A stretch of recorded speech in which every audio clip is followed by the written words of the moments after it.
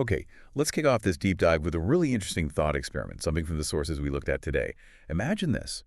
If every single person just vanished right now, how long would our big complex AI systems actually keep running? Yeah, it's a great question. And the answer you usually get, the one from movies, is like forever, Right. or at least for a very, very long time. Right, until the robots take over completely. Exactly. But the reality, based on the sources, is, well, it's surprisingly short. We're talking hours, maybe days, for most major systems, seriously. The second human oversight stops, the clock really starts ticking down. That really goes against the common narrative, doesn't it? This idea of Mhm. AI as this kind of unstoppable, almost independent force. It does. So our mission today really is to cut through some of that maybe science fiction-fueled fear and just get some clarity. AI is incredibly powerful, we know that, but it's fundamentally tied to people. It depends on us. So we're going to dig into that dependence, the physical side, the logistics, even the ethics. The goal here isn't to cause more anxiety. It's actually about understanding it better so we can use it better. Yeah. Understanding that whole stack AI sits on top of. Absolutely. Clarity and utility, that's the key. And the first step is just facing the physical facts. We talk a lot about algorithms, about data, these abstract things. Yeah, the software. Right, the software. But we forget that every calculation, every single bit happens on physical hardware that needs, well, a whole lot of physical support, if you understand how fragile that physical layer actually is. Then the robot uprising seems a bit less immediate. Kinda, yeah. It lets you focus on the real stuff, how we use it now, how we manage it. Okay, so let's start right there at the bottom of that stack, the hardware.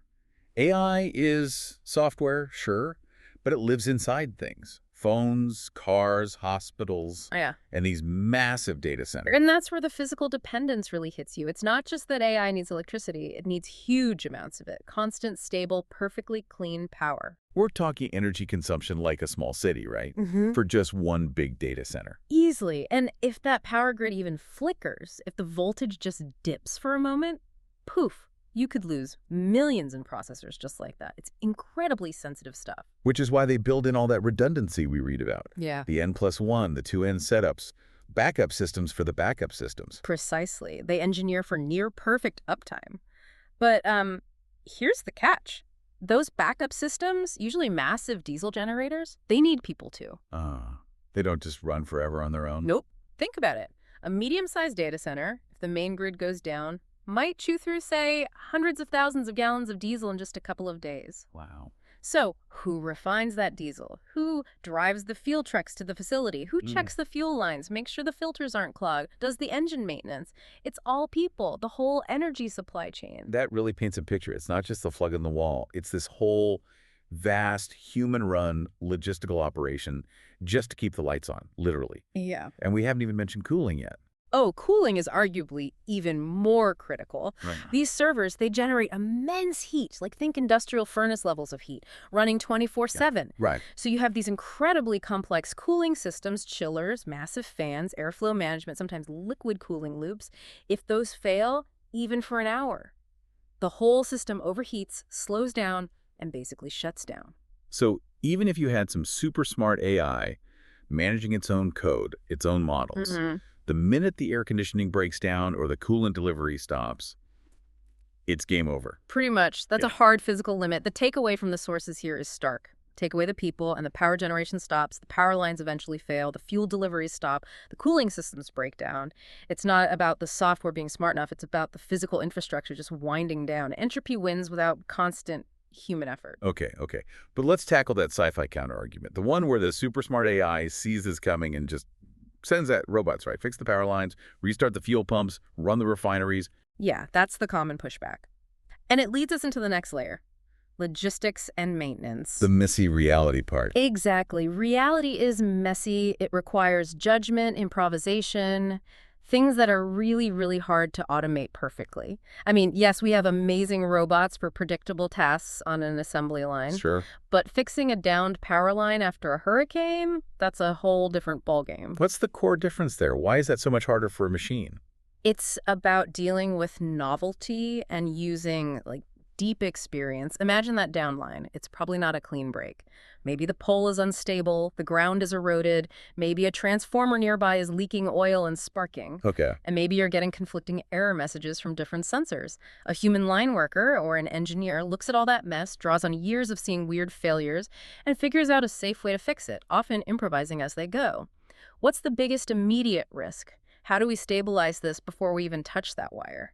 So the robot might know how to splice a wire in theory, Right. but it wouldn't necessarily recognize the unstable ground means don't get the heavy equipment close yet, or that specific kind of oil leak means get back, it might blow. Yeah. It lacks that broad contextual understanding of the physical world and, well, common sense about danger. Precisely. That generalized intelligence, that ability to assess multifaceted, novel problems in a messy environment, we're just not there with automation yet. And think beyond the immediate repair, too. What about the parts themselves? The supply chain. Exactly. These AI systems run on incredibly specialized chips, cutting-edge stuff. Who mines the rare earth elements needed for those?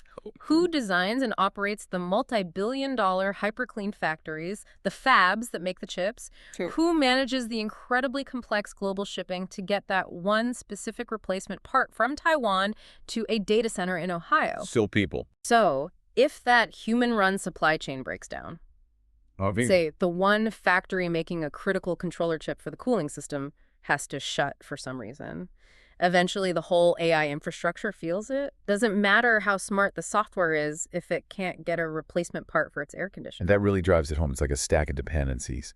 AI software runs on hardware. Hardware runs on infrastructure power, cooling, networks, parts. Right. And all of that infrastructure runs on people. Engineers, technicians, truck drivers, miners, factory workers, planners, the whole web. That's the core framework.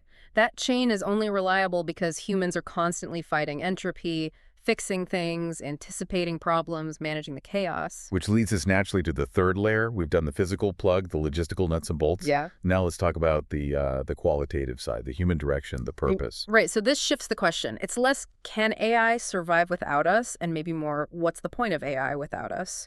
The sources consistently frame AI not as a replacement, but as an amplifier. It takes human abilities, planning, analyzing data, spotting patterns, creating things, and scales them up massively. It makes us faster, better at certain tasks. Orders of magnitude better in some cases. But if it's just amplifying, what is it that AI doesn't provide? What needs to come from us? The original intent, the why. Exactly. It doesn't provide the ethical framework. It doesn't make value judgments. It doesn't understand context in a deep human way or feel compassion or take ultimate responsibility. It can analyze risks, but it can't decide what level of risk is acceptable for a given human goal. Okay, let's make that concrete. Healthcare is a good example. AI is amazing at reading scans, right? Spotting things a human radiologist might miss. Absolutely phenomenal at pattern recognition in images, yeah. Or it can digest a patient's entire history, flag potential drug interactions, suggest diagnoses, incredible speed and recall. But, who takes responsibility if the AI gets it wrong? If it suggests a risky treatment based on flawed data or a subtle bias it learned? The doctor. The human clinician bears the legal liability, the ethical weight. They have to exercise final judgment, get informed consent from the patient, explain the options with empathy. The AI provides powerful data points. The human provides the accountability, the relationship, the final decision within a specific human context. So that difference between calculation and, well, judgment or responsibility, that's the key qualitative reliance. Yeah. We need people to actually steer the amplifier. Precisely. Think about bias in algorithms. An AI used for loan applications, if trained on historical data reflecting past societal biases. We'll just replicate those biases maybe even faster and wider. Exactly. It'll just optimize based on the biased data it was fed. It's not being evil. It's just doing its job based on flawed input. It takes humans, ethicists, auditors, regulators, the public to say, hang on, that outcome is unfair. To define fairness in the first place. Yes, and then work to fix the data, adjust the algorithm, put in guards against that specific harmful outcome. The AI amplifies. Humans have to provide the direction and the ethical boundaries. So maybe the better question we should be asking isn't, will AI replace us? It really is more like, how do we best use this incredibly powerful amplifier to achieve good human goals? That's it. Because undirected or poorly directed, it can just as easily amplify negative things, misinformation, bias, inequality. Which brings us to guardrails. Designing AI systems with human values baked in. Yeah, and these aren't just technical limits, they're about making deliberate choices. How much privacy should this system have access to? What kinds of decisions should always require human review? How do we ensure transparency and accountability? It's about building systems we can trust because we design them to align with our ethics. Right. Testing, monitoring, auditing, constantly ensuring the technology serves human purposes safely and effectively.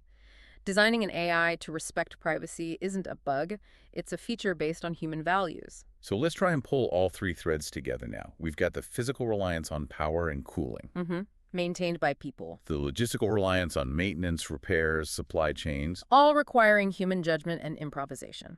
and this qualitative reliance on human purpose, ethics, and direction. Setting the goals and the boundaries. When you stack all that up, the idea of AI just sort of taking over on its own seems pretty far-fetched, at least for now. It really grounds the conversation, doesn't it?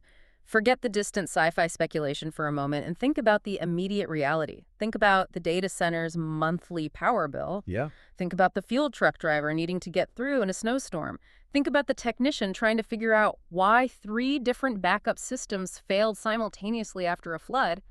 That entire chain keeping AI functional, it's human, end to end. From the person mining the silicon to the person deciding the ethical rules for its use. Absolutely. Until we reach some hypothetical future where machines can genuinely design, build, fuel, maintain, and ethically govern themselves, which is, let's be honest, a long way off conceptually. The reality today is crystal clear. We hold the plug, we manage the infrastructure, we provide the purpose. So the message for you listening isn't really about fear. It's about empowerment, right? Understand tool, learn how it works, figure out how you want to shape it, and use it. Exactly. Put it to work for things that matter in healthcare, education, making things more accessible, creativity, connecting people. But always keep that grounding in reality. Yeah. AI is incredibly smart in its domain, but humanity provides the context, the maintenance. And holds the plug. The really tough questions, the ones that matter most, they remain fundamentally human. Why are we building this? Who benefits? Who is accountable? What kind of future do we actually want to amplify? Those are our questions to answer.